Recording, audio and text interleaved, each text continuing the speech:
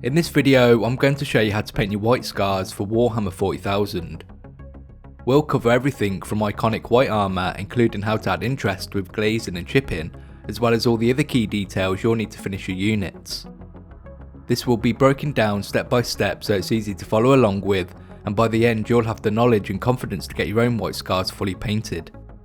And if you stick around until the end, I'll show you how to paint those intimidating unit markings that white scars are known for.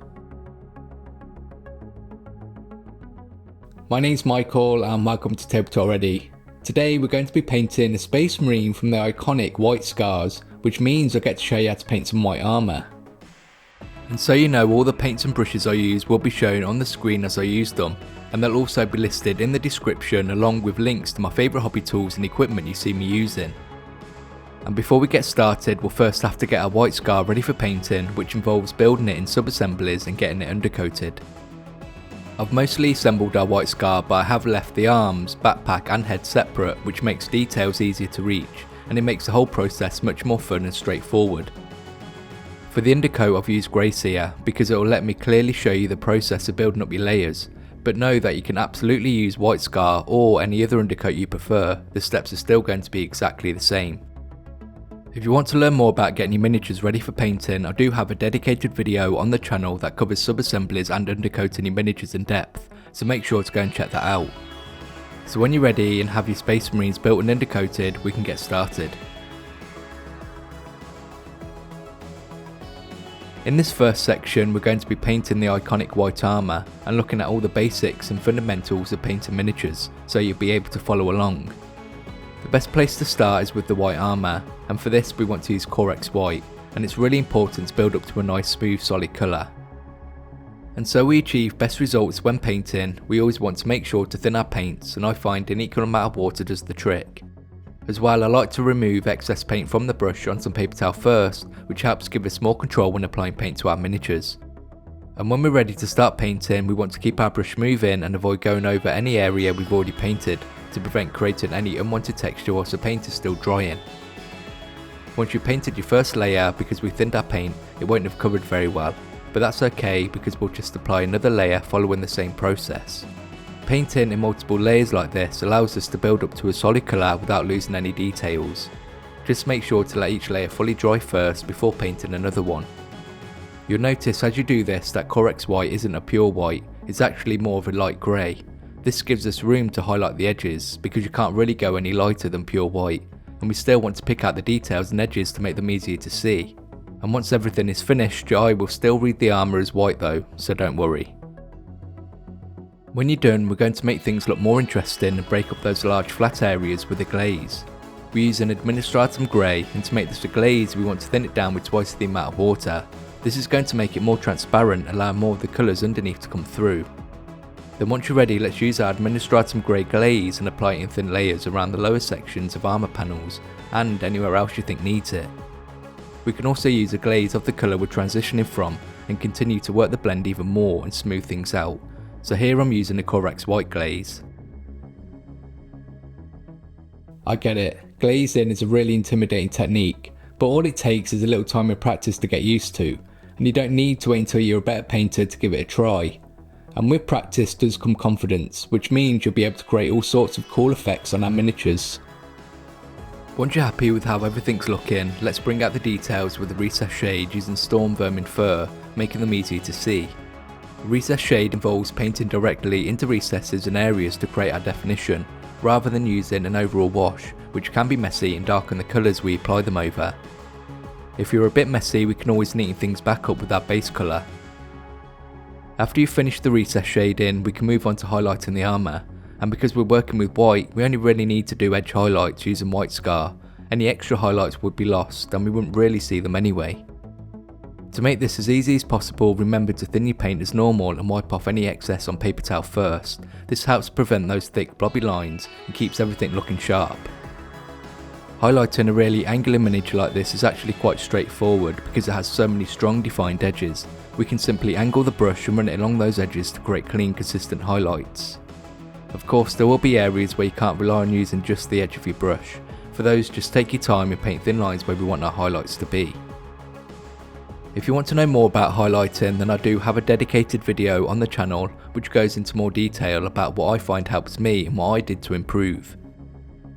With the highlights done, hopefully you can see how all the steps we've just gone through to create our definition has really paid off, and we can move on to making things more interesting.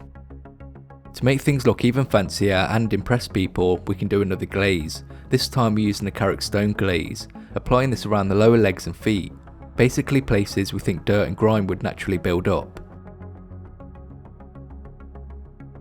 The other thing I do like to do is paint little chips along edges of the white armour using storm vermin fur. This is really going to add some character and add a bit of storytelling to our miniature. I always enjoy doing the chipping or adding scuffs and scratches to armour. It's a relatively simple and straightforward step, but it really helps elevate our miniatures and breaks up those flat areas, making them more interesting to look at. Now the armour is finished, let's get the ribbed areas between the armour painted using a Baden black.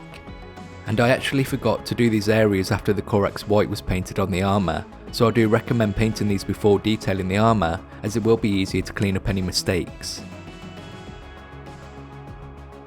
Let's finish these details, first painting raised ridges with Corvus black. Next use Dawnstone for these areas, but this time focus more towards the centre to emphasise the curves. Finish any ribbing painting dots of Administratum grey for spot highlights. For the chest decoration, start with Corm red, building up to a solid colour. Now layer up and paint raised details with Mephiston red.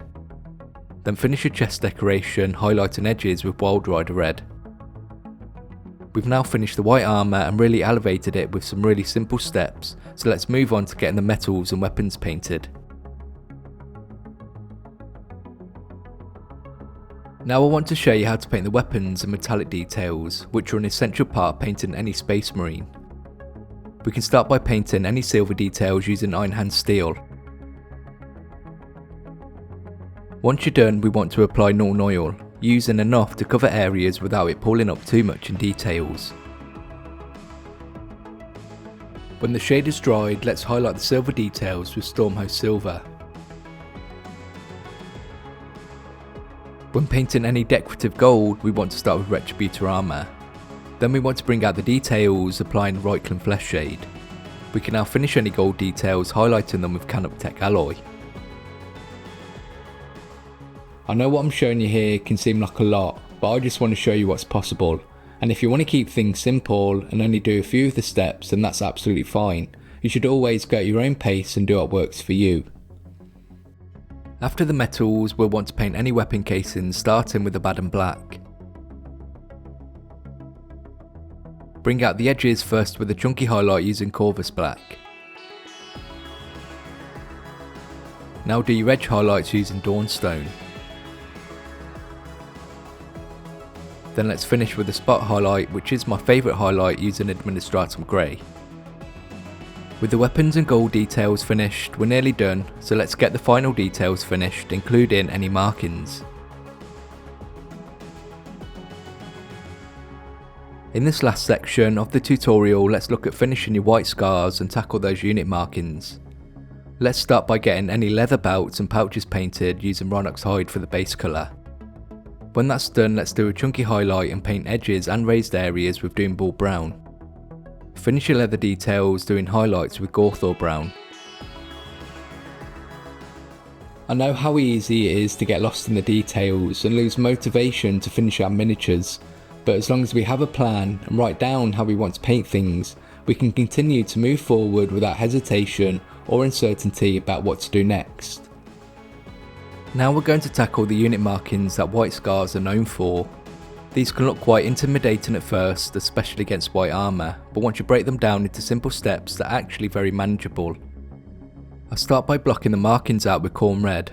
Don't worry about being perfectly neat at this stage, the goal is just to get the shape and placement right.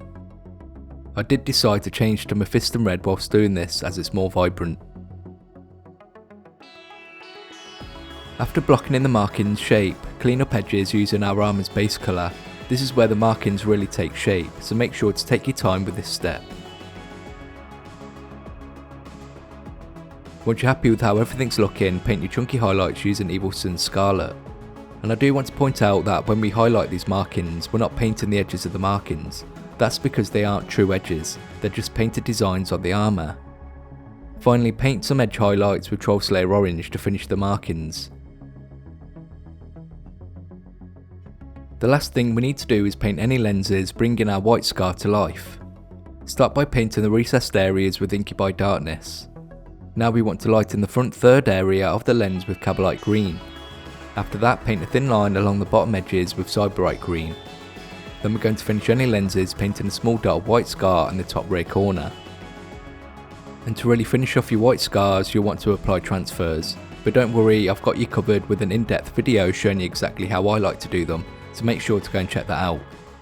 I know that for a lot of people, painting a White Scars army can be really intimidating, and it often stops them from collecting them. But hopefully this tutorial has shown you that it doesn't have to be that difficult, and it's given you the confidence to start collecting a White Scars army that you've always wanted. So let's see how it turned out. But before we see the finished miniature, I want to say a massive thank you to all the amazing people who've made this tutorial possible with their continued support. It really means a lot. Your generosity allows me to get all the paints, brushes and miniatures I need to make these tutorials, so I can continue to help you get better at painting. And I especially want to thank everyone who has recently become a supporter or has donated to the channel. Thank you so much. If you enjoy the content here on TableTopReady and feel like you get value from it, you can also support the channel by becoming a channel member or joining my Patreon. You'll get access to our Discord, regular updates and early access to videos and tutorials.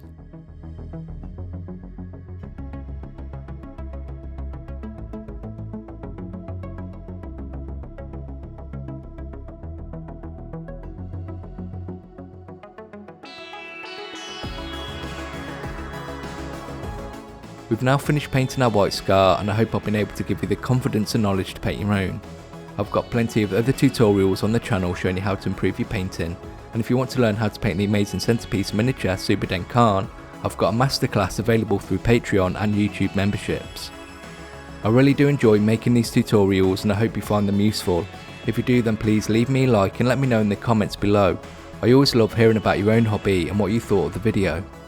As well, make sure to subscribe if you don't want to miss out on future content, and I'll see you in the next video.